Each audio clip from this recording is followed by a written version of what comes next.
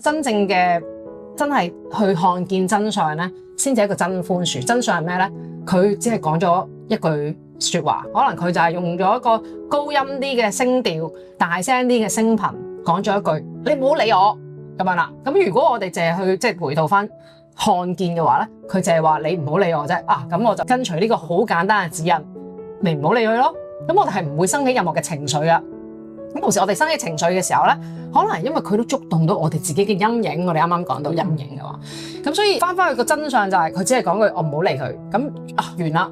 呢個就係真相。